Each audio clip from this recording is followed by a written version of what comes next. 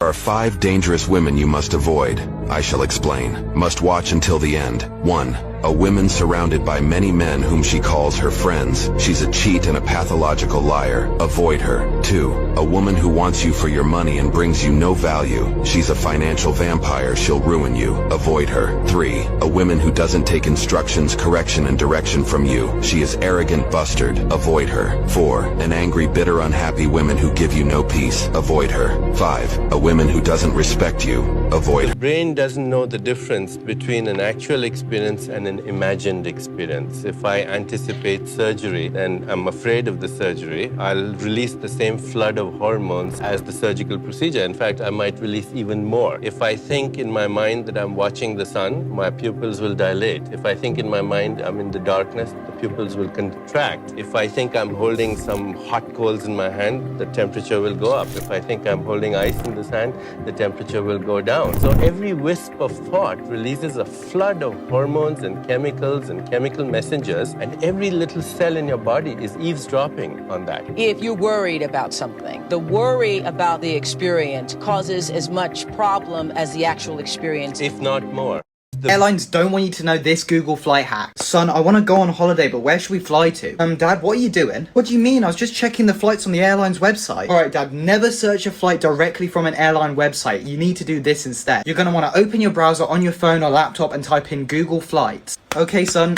Anyways, then you click this top link here. It's going to take you to this page here, and you want to make sure it says round trip, and then put where you're flying from, but do not put a destination. Once you've done all of that, Dad, you want to click this map. Whoa, a round trip to Malta for only £59. Why is it so cheap? Dad, that isn't even the best part. You're going to want to click the tab at the very top of the screen, or you could just drag it down and it'll show this. What is it? I can't see it. Look, you can click the calendar thing right here. Are you willing to be flexible on when our holiday is in order for us to save a lot of money? Yeah, I don't care when we go on holiday, just give us the best price. Perfect. Then you'll want to click all and click 1 week in order to get the best price. Dan, these prices seem way too good to be true. There must be a really long layover, right? Nope, because we selected non-stop, so every single one of these is a direct flight. Son, where did you learn this Google flight hack? I follow NDA for loads of money-saving tips just like this. Two things people can invest in. One is capital gains and one is cash flow. So capital gains is you buy a stock for $20, it goes to $30, you sell it, your profit is called capital gains. Okay? You buy a house for $100,000, you put $20,000, fix it all up, you sell it for $150,000, your profit is called capital gains. So any time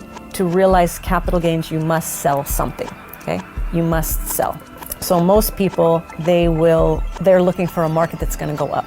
Okay, they always want the market to go up because if I buy here, I want the price to go up and then I sell and then I get a profit, and that's called capital gains. Cash flow, on the other hand, which is my favorite 2 words, cash flow is, let's say I buy a stock that pays a dividend every quarter. So that dividend, I buy the stock, that money stays there, and I get a dividend every quarter. That is cash flow to me. Budgeting on a £2,000 a month salary using the 70-20-10 technique. So 70% of your income will go towards essential needs like housing, food and travel, and this is going to make up the majority of your monthly income. So we want to make sure we're setting aside money to cover this first. 10% of your income will go towards savings, which is £200 a month or £2,400 a year, and we want to make sure this is all going into a high yield savings account, or if you're investing this money, you want to put it into a stocks and shares ISA. Finally, 20% or £400 you'll keep for yourself to spend on whatever you like every month, and this is arguably the most important part because trying to save every single penny you earn isn't really sustainable long term. And remember, it is okay to enjoy yourself every now and again too. And that is the full budget breakdown using the 70-20-10 technique. Let me know what you think and follow for more content. Budgeting on a £2,000. As alleged in a class action that represents people in the US who downloaded the Temu app, the lawsuit alleges that Temu actively hides the spyware on its apps and browser. But your phones have these abilities to detect malware. But Temu figured out how to circumvent those abilities and illegally steals your user data, in addition to not protecting it at all from theft and breach. The lawsuit alleges wiretapping, that Temu makes and stores screenshots of your phone, including your activities on other apps, that the in-app browser inserts code into all the websites you visit, and then and tracks every detail of your website activity. But here's the real tea. The lawsuit points out that the company that owns Temu was famous before for another app, Pinduoduo. Google pulled that app from its store because of its malware that spied on users and competitors. The app would bypass your cell phone security, and it would read your private messages, it would change your settings, monitor activity on other apps, and check your notifications. The lawsuit claims that 100 or so of the engineers who helped develop that malware were then transferred to work at Temu. Store called Temu, but now it's facing a class action lawsuit from customers. Temu offers products from fashion to electronics for a lot less than other online retailers. But CBS 2 investigator Dorothy Tucker discovered the lawsuit is centered on what the company might be taking from you. I feel like a billionaire. Temu attracts more than 120 million users a month. I got 4 Sterilites. Miguel Koenig is one of them. 2 dog collars. That and more for just $45. And I'm like, sweet. Smitten, he immediately downloaded the app and created an account. Banking, routing number, your account number, so you just don't have to keep putting a debit card in. But just 1 week after signing up, Koenig wrote this frantic email to Temu, concerned about what he called the sudden unknown charges on his bank account. There were about 17 different charges. It's about $2,300. And then there was the flood of urgent emails. Every day I get new letters saying you just been approved for this amount, and I'm like, I never signed nothing. And we have heard similar reports. Attorney Jeannie Evans specializes in consumer rights. Her firm filed this class action lawsuit against Temu in Illinois. It cites experts who claim Temu has a complete arsenal of tools to exfiltrate virtually all the private data on a user's device. It can collect photos, it can collect contact information, it can collect text messages, lots of things that there's really no reason for a shopping app to need. As part of our investigation, we did order from Temu all of this. We're working on another story where we will show you how Temu is able to sell its goods so cheaply. We'll also take a look at the thousands of complaints from consumers about this popular shopping app. Dorothy Tucker, CBS 2 Investigators. Here are the 6 best budgeting apps that you need in 2024. Mint is gone, so here are some of the alternatives, and yes, you can save this video for later. The first is YNAB, or You Need a Budget, and the interface is very easy to use. The second is Good Budget, and this is a great app for people who like to use envelope budgeting. Third is Every Dollar. I never used this before, but I heard great things about it. Fourth is Empower, and it's very easy to track all your spending, as you can see here. Fifth is Pocket Guard, and you can track everything very easily, and if you have an iPhone, you can even link it up to Siri. Sixth is Honeydew, and this is a great app for couples who want to budget together because you can link up your accounts to keep each other accountable. And remember, the best way to budget is to be a level 2 budgeter and save and invest 20% of your paycheck every month. And yes, you can find all these numbers in my money cheat sheet. Let me know your favorite budgeting app and follow to see more money videos like these, because this should have been taught in public school. I hope this video helps. Falling in love and remaining in love are not the same thing. And the problem is culture sold us a product that says fall in love, get married, have children, and live happily ever after. And for the rest of us, the reality is, after you fall in love and after you get married and the honeymoon is over and everyone has gone home, now we look at ourselves in the mirror, we don't know how to stay in love. Because for the most part, falling in love is voluntary, but remaining in love is a decision.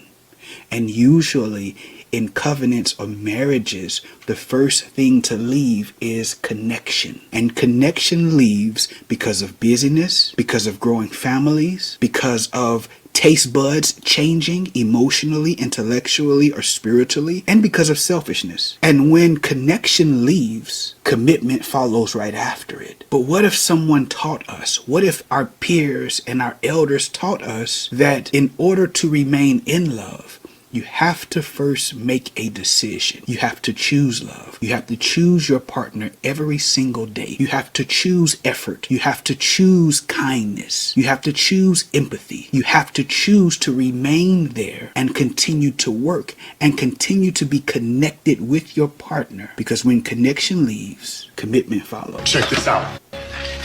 First of all, you and me start working at the bank. Doesn't matter the position, okay? Just so long as we get in there, right? Then we just go there every day, do the work, gain their trust until we get them in the palm of our hand. All right. That's how we get the money. That's the beauty of it, bro. They deposit the money into our bank accounts. Week after week, month after month. They not even gonna know they being robbed.